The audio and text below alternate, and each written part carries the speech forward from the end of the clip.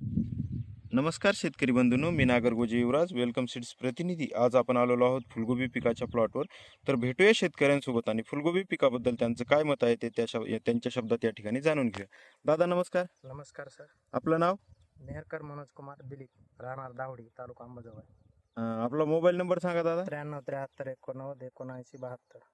आपण या ठिकाणी जी फुलगोबीची जी जात लावली ती कोणती जात लावली आहे? 1455. वेलकम सीड्स कंपनीचा 1455 ही व्हरायटी आपण या ठिकाणी लावलेली आहे. हो. तर सरासरी ही व्हरायटीची लागवड आपण किती तारखेला केलेली आहे? 25 जूनला लागवड केलेली आहे. 25 जून रोजी आपण या ठिकाणी लागवड केलेली आहे. तर किती रोप लावला आहे दादा या ठिकाणी सरासरी? 9000 आहे सर. 9000 रोप आपण 25 जून या रोजी या ठिकाणी लावलेलं आहे, हे आपण या ठिकाणी पाहू शकता. आणि 25 जूनला लागवड केल्याच्या नंतर आपण किती दिवसाला पहिली हार्वेस्टिंग केलेली आहे या ठिकाणी प्लॉटची? 50 दिवसाला सुरू झाली सर.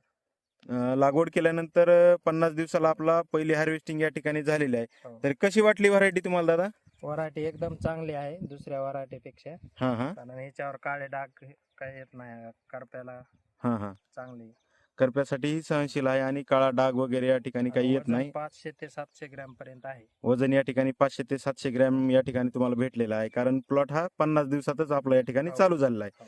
तर इतर शेतकरी बांधवांना तुम्ही काय सांगू इच्छिता दादा? चांगली व्हरायटी आहे आणि तुम्ही पण लावू शकता.